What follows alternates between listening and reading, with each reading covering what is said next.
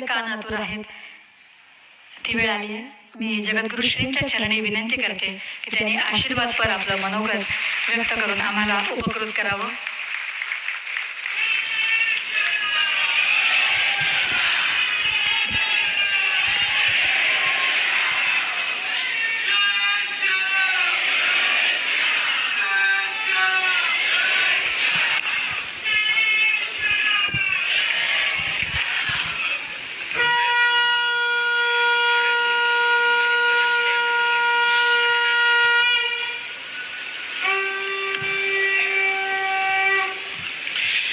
जय सियाराम. आजच्या या blood in need सेवेच्या अखिल भारतीय विस्तार व मोबाईल ॲपच्या लोकार्पण सोहळ्याला उपस्थित असलेले परमपूज्य संत महंत, विविध क्षेत्रामध्ये आपल्या कर्तृत्वाने, सेवाभावाने आणि सामाजिक योगदानाने स्वतंत्र ओळख निर्माण केले अनेक मान्यवर व्यक्तिमत्व या ठिकाणी उपस्थित आहेत. त्यांच्या उपस्थितीमध्ये मानवतेच्या या सेवा संकल्पाला एक वेगळे बळ, व्यापकता आणि सामाजिक अधिष्ठान प्राप्त झालेले आहे. आज आपल्यामध्ये डॉक्टर सुहास मोहनळकरजी महाराष्ट्र राज्य संक्रमण परिषदेचे संचालक आहेत. हे या ठिकाणी उपस्थित आहेत. रक्तदात्याने रक्तदान केल्यानंतर ते रक्त सुरक्षितपणे गरजू रुग्णाकडे पोहोचेपर्यंत त्यामागे सुरक्षित रक्त संकलन, योग्य तपासणी, शास्त्रीय कार्यपद्धती, गुणवत्ता आणि सक्षम रक्त संक्रमण व्यवस्था ही मोठी जबाबदारी असते. योग्य रक्त, सुरक्षित रक्त आणि योग्य वेळी गरजू रुग्णांपर्यंत पोहोचवणे हा या संपूर्ण व्यवस्थेचा आत्मा आहे. या अत्यंत संवेदनशील क्षेत्रात रक्तदानाच्या सेवेला शिस्त, सुरक्षितता, विश्वासार्हतेची जोड देण्याचे महत्त्वपूर्ण कार्य डॉक्टर मोहनळकरजी हे करत आहेत. आज ब्लड इन नीड ही सेवा महाराष्ट्र राज्याच्या सीमा ओलांडून संपूर्ण भारतात विस्तारत असताना रक्त संक्रमण क्षेत्रातील अशा जबाबदार व्यक्तिमत्वाची उपस्थिती आम्हाला निश्चितच प्रेरणादायी आहे. आम्ही यासोबत डॉक्टर रचना पवार या सुद्धा रक्त संक्रमण बँकेच्या संचालिका आहेत. त्याही इथे आपला वेळात वेळ काढून उपस्थित राहिल्यात आणि आपल्याला सर्वांना जे बहुमोल मार्गदर्शन केलं त्याबद्दल त्यांचेही आम्हाला अतिशय अभिमान वाटलेला आहे आणि त्याबद्दल आम्हाला प्रचंड गर्व आहे. आजच्या सेवा सोहळ्यासाठी ज्येष्ठ अभिनेते तथा पर्यावरण संवर्धक माननीय सयाजी शिंदेजी यांची लाभलेली उपस्थिती विशेष आनंदाची आहे. अभिनय क्षेत्रात आपल्या समर्थ कर्तृत्वाने त्यांनी स्वतंत्र स्थान निर्माण केले आहेच, परंतु कलाकार म्हणून लाभलेली लोकप्रियता स्वपुरती मर्यादित न ठेवता तिचा उपयोग निसर्ग संवर्धन, वृक्षारोपण आणि पर्यावरणाविषयी समाजमन जागृत करण्यासाठी करणे ही त्यांच्या व्यक्तिमत्वाची विशेष ओळख आहे. आणि ती आपण आता पाहिली. ज्या कार्यक्रमासाठी आम्ही त्यांना बोलवलेलं आहे त्यातला एकही शब्द ते बोलले नाहीत. त्यांचा एकच ध्यास, वृक्ष वृक्ष आणि वृक्ष. त्या अशा ध्येयाने जी झपाटलेली माणसं असतात तीच काहीतरी कर्तृत्व करू शकतात. मला त्यांच्याबद्दल प्रचंड प्रचंड आणि प्रचंड अभिमान आहे. वृक्ष लावणे म्हणजे येणाऱ्या प्रत्येक पिढीसाठी जीवनाची व्यवस्था निर्माण करणे असं मला वाटतं. रक्तदानातून माणसाचा श्वास चालू राहतो आणि वृक्ष संवर्धनातून सृष्टीचा श्वास अखंड राहतो. मानव सेवा आणि निसर्ग सेवा या एकमेकांपासून वेगळ्या नाहीत. कारण निसर्ग जगला तर माणूस जगेल आणि माणसामध्ये माणुसकी जगली तर समाज जगेल. आपल्या प्रसिद्धीला सामाजिक उत्तरदायित्वाची जोड देऊन पर्यावरण संवर्धन लोक चळवळीचे स्वरूप देणारे माननीय सयाजी शिंदे यांचे कार्य खरोखरच अत्यंत उल्लेखनीय आहे. वृक्षांविषयी त्यांच्या अंतःकरणात असलेली तळमळ, निसर्गाशी असलेले त्यांचे जिव्हाळ्याचे नाते आणि पर्यावरणासाठी त्यांची असलेली अखंड धडपड ही उदासीन मनालाही जागृत करणारी आणि संवेदना शून्य वृत्तीला सजीव करणारी आहे. त्यांच्या निसर्ग संवर्धनाचा ध्यास हा केवळ विचारांपुरता मर्यादित नसून ते कृतीतून समाजासमोर उभा राहिलेला एक प्रेरणादायी आदर्श आहे. माननीय सयाजी शिंदे यांच्या सेवाभावी व पर्यावरणनिष्ठ कार्याचे आम्ही मनपूर्वक अभिनंदन करतो आणि आजच्या या मानवतावादी सेवा संकल्पाला आपल्या उपस्थितीने बळ दिल्याबद्दल त्यांचे आम्ही अंतःकरणपूर्वक स्वागत करतो. आज आपल्यामध्ये सकाळ माध्यम समूहाचे मल्टीमीडिया संपादक माननीय श्री अंकित कानेजी उपस्थित आहेत. समाजामध्ये अनेक विधायक कार्य घडत असतात, अनेक व्यक्ती निस्वार्थपणे सेवा करीत असतात, परंतु त्या कार्यामागचा विचार समाजाच्या लाखो लोकांपर्यंत पोहोचवण्याचे मोठे सामर्थ्य प्रसार माध्यमांकडे असते. विशेषतः डिजिटल युगात एखादा सकारात्मक विचार, एखादी सेवाभावी चळवळ किंवा एखादा मानवतावादी संदेश काही क्षणात लाखो लोकांच्या मनापर्यंत पोहोचू शकतो.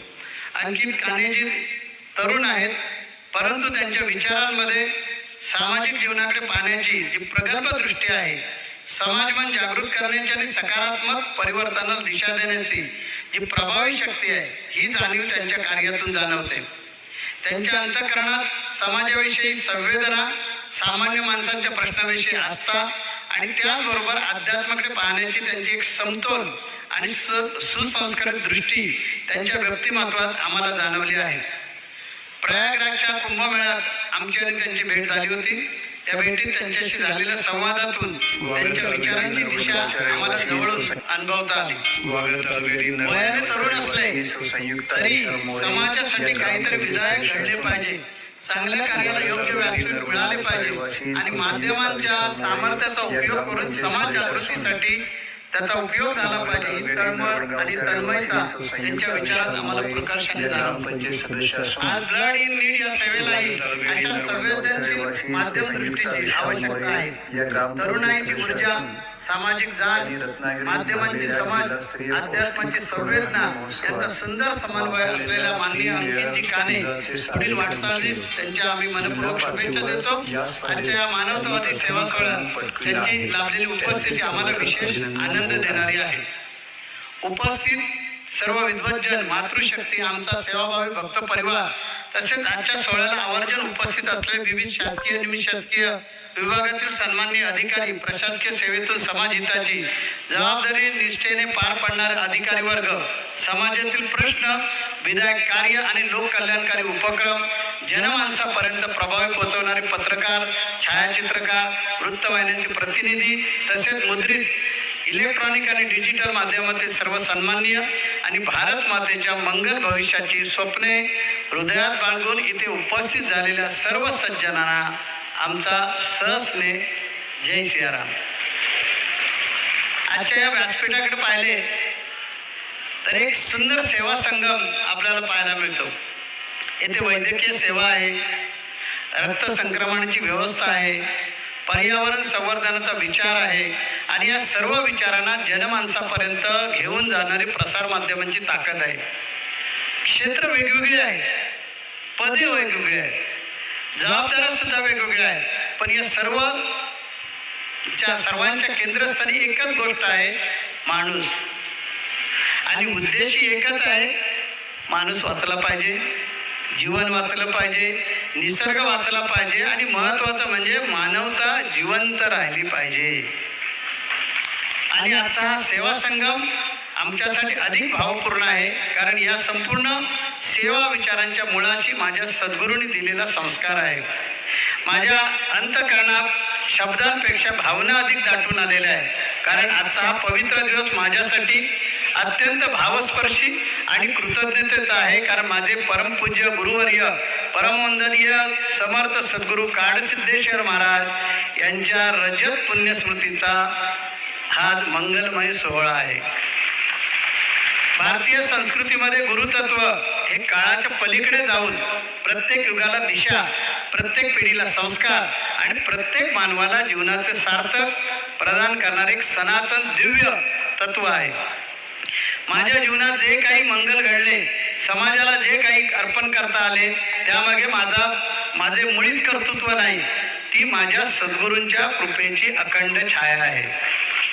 माझ्या सद्गुरूंनी मला जीवनाचा एक महामंत्र दिला. ते म्हणायचे, ज्या हाताने दुसऱ्याच्या डोळ्यातील अश्रू पुसले, ज्या हृदयाने दुसऱ्याच्या वेदनेला आपले मानले आणि ज्या जीवाने दुसऱ्याच्या जीवनात आशेचा दीप प्रज्वलित केला त्या सेवेतच साक्षात परमेश्वर असतो. या एका उपदेशाने माझ्या जीवनाचा प्रवास, माझ्या साधनेचा आशय आणि माझ्या प्रत्येक सेवा कार्याचा मूलाधार निश्चित झाला. भारतीय संस्कृतीमध्ये सेवा ही भक्तीची परिपूर्ण अभिव्यक्ती मानली जाते. भगवद्गीतेत भगवान श्रीकृष्ण अर्जुनाला कर्मयोग शिकवतात. उपनिषद विश्वाला एकात्मतेची अनुभूती देतात. संत ज्ञानेश्वर महाराज विश्वाला आत्मरूप मानतात. संत तुकाराम महाराज करुणेलाच भक्तीचं हृदय मानतात. आणि या संपूर्ण परंपरेचे सार एका वाक्यात सांगायचे झाले तर जिथे करुणा असते तिथेच परमेश्वराचा वास असतो. या विचारातून माझ्या जीवनात एक जीवन मंत्र जन्माला आला. तुम्ही जगा आणि दुसऱ्याला जगवा. हा मंत्र भारतीय संस्कृतीच्या हजारो वर्षाच्या जीवनानुभवाचे सार आहे.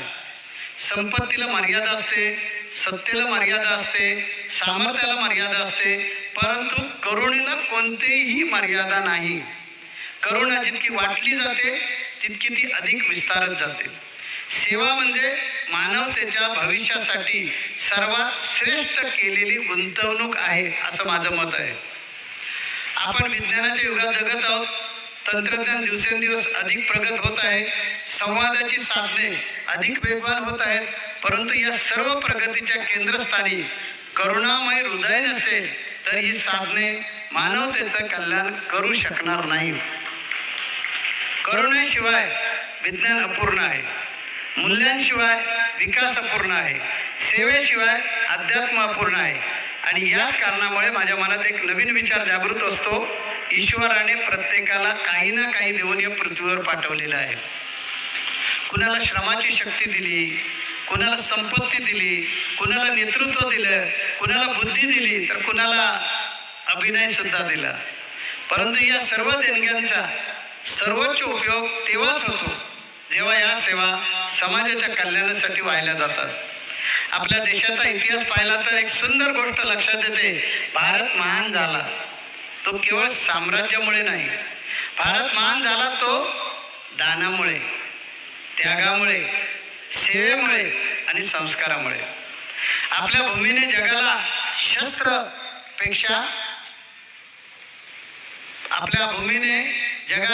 शस्त्रापेक्षा काय शिकवलं तर शास्त्र शिकवलं. स्पर्धेपेक्षा सहकार्य दिले, स्वार्थापेक्षा समर्पण दिले आणि या परंपरेचा एक लहानसा वाहक होण्याचं भाग्य माझ्या सद्गुरूंनी मला दिले. आज या पवित्र प्रसंगी त्यांच्या चरणी उभा राहून माझ्या अंतःकरणात एकच भावना आहे. हे गुरुदेव, आपण माझ्या हातात जे कार्य दिलं ते व्यापक होऊ दे. आपण माझ्या हृदयाची करुणा जागवली ती लाखो हृदयांमध्ये प्रज्वलित होऊ दे.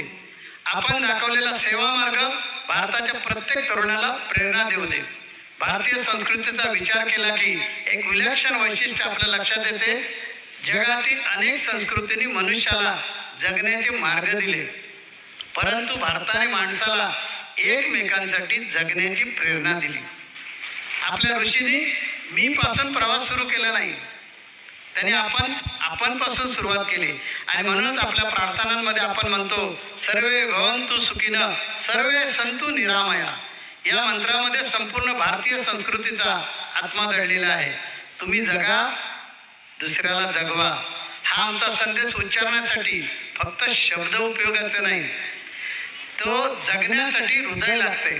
जीवनाची खरी समृद्धी आपण किती मिळवले यावर ठरत नाही, आपल्या अस्तित्वामुळे किती जीवांना आधार मिळाला यावरती ठरते.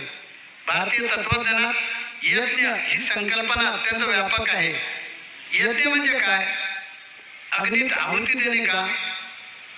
तर तसा त्याचा अर्थ नाही. स्वतःसाठी श्रेष्ठ गुण, सामर्थ्य आणि साधने समाज कल्याणासाठी समर्पित करणे हाच यज्ञाचा खरा अर्थ आहे. म्हणून ज्याच्याकडे ज्ञान आहे त्याने ज्ञानयज्ञ करावा, ज्याच्याकडे श्रमशक्ती आहे त्यांनी श्रमयज्ञ करावा, ज्याच्याकडे संपत्ती आहे त्यांनी दानयज्ञ करावा. काळ बदलतो, समाजाच्या गरजा बदलतात, पण यज्ञाचे तत्व कधीच बदलत नाही. प्रत्येक युग आपल्या गरजेनुसार नव्या यज्ञाची अपेक्षा करत असतो. म्हणूनच आज पर्यावरणाच्या संरक्षणासाठी वृक्षारोपण हा देखील एक देवराई यज्ञ आहे. वृक्षप्रेमी आणि सर्वांचे लाडके अभिनेते सयाजी शिंदे यांनी या यज्ञाला एक व्यापक लोक चळवळीचे स्वरूप दिलेले आहे. या पवित्र संकल्पात आम्ही आमच्या लाखो अनुयायांच्या सहभागातून लाखो वृक्षांची संविधा अर्पण करून त्यांच्या या परोपकारी कार्यात सहभागी व्हायचं निश्चित केलेलं आहे. आजच्या समाजासमोर ग्लोबल वॉर्मिंग ही जशी समस्या आहे, तशीच आणखीन एक वेदना उभी करणारी समस्या आहे रक्ताची आवश्यकता. एखादा रुग्ण रक्ताच्या एका पिशवी अभावी जीवन मरणाच्या उंबरठ्यावर उभा राहतो. अशा वेळी केवळ सहानुभूती पुरेशी नसते, कृतीची आवश्यकता असते. म्हणून ज्यांच्याकडे निरोगी शरीर आहे त्यांनी रक्तदानाचा यज्ञ करावा आणि ज्यांच्याकडे संवेदनशील मन आहे त्यांनी रक्त मित्र बनून करुणामय यज्ञ करावा. कारण एखाद्या जीवाला जीवदान मिळाले यापेक्षा श्रेष्ठ यज्ञ दुसरा कोणताच असू शकत नाही. या यज्ञात जात, पंथ, भाषा, प्रदेश आणि आर्थिक स्थिती याचा कोणताच भेद नाही. येथे श्रेष्ठ कनिष्ठ असा भेदच नाही. तिथे उरते ती एकच भावना, दुसऱ्याचे जीवन समृद्ध झाले तर माझे जीवन सार्थक झाले. आपण सर्वजण एकाच चैतन्याचे अंश आहोत आणि परस्परांच्या ऋणानुबंधाने जोडलेले आहोत. भारतीय संस्कृतीने आपल्याला एक सुंदर शब्द दिला, ऋण. हा ऋण कृतज्ञतेचा आहे. या ऋणातूनच सेवा जन्म घेते. माणूस जेव्हा म्हणतो समाजाने मला खूप काही दिले, तेव्हा त्याच्या अंतःकरणात समाजाला काहीतरी परत देण्याची प्रेरणा निर्माण होते. याच प्रेरणेचा विस्तार म्हणजे सेवा. भारतीय संस्कृतीने एक विलक्षण विचार जगाला दिला. मगाशी अंकितजी काने म्हणाले त्याप्रमाणे वसुदैव कुटुंबकम हा शब्द आपण अनेकदा उच्चारतो, परंतु त्याचा अनुभव आपल्या आचरणातून किती वेळा व्यक्त करतो. हा विचार करण्यासारखा आहे. कुटुंब म्हणजे काय? कुटुंब म्हणजे परस्पर विश्वास. कुटुंब म्हणजे संकट क्षणी धावून जाणारे हात. कुटुंब म्हणजे कोणतीच अपेक्षा न ठेवता उभा राहणारा माणूस. मला वाटते संपूर्ण भारत हे कुटुंब आहे. ही भावना आपल्या प्रत्येकाच्या अंतःकरणात जागी झाली तर अनेक समस्या आपोआप सुटतील. याच विचारातून ऋणानुबंध या संकल्पनेचा जन्म झाला. ऋणानुबंध हा शब्द भारतीय तत्वज्ञानातूनच आम्ही घेतलेला आहे. आपण एकमेकांना योगायोगाने भेटत नाही. प्रत्येक भेट, प्रत्येक नाते, प्रत्येक सहकार्य हे एका अदृश्य बंधनाने जोडलेले आहे असं मला वाटतं. याच बंधाला आपल्या पूर्वजांनी ऋणानुबंध असं म्हटलेलं आहे. आपल्या तंत्रज्ञानाच्या माध्यमातून या ऋणानुबंधाला नवीन दिशा देण्याचा आपण संकल्प करत आहोत. आमच्या अंतःकरणात अनेक वर्षापासून एक विचार होता, सतत जागृत होता. समजा अरुणाचल प्रदेशात एखाद्या लहान मुलाला मध्यरात्री रक्ताची आवश्यकता आहे. काश्मीरमध्ये एखादा जवान उपचार घेत आहे. राजस्थानमध्ये एखादी माता प्रसूतीच्या वेळी रक्ताची वाट पाहत आहे.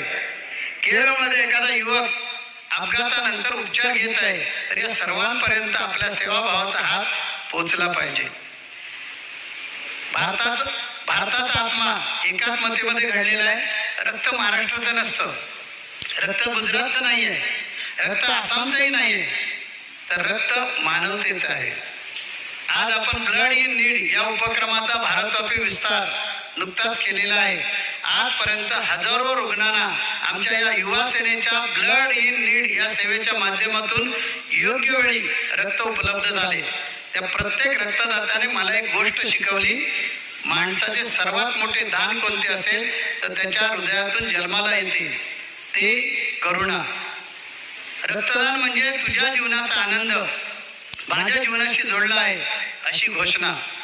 आज आपल्या समोर उपस्थित असले आदरणीय सुहास मोहनळकर, रक्त संक्रमण क्षेत्रात कार्य करणारे सर्व डॉक्टर, तंत्रज्ञ, स्वयंसेवक, आम्ही त्यांना वैद्यकीय क्षेत्रातील तज्ज्ञ म्हणून पाहत नाही, तर हे सर्व मानवी जीवनाचे रक्षक आहेत. त्यांच्या कार्यामुळे कित्येक कुटुंबामध्ये आनंद पसरलेला आहे. आज आपण ऋणानुबंध ॲपचे लोकार्पण केलेले आहे. आमच्या दृष्टीने संवेदनशील हृदयांना जोडणारा डिजिटल सेवा सेतू सुरू झालेला आहे.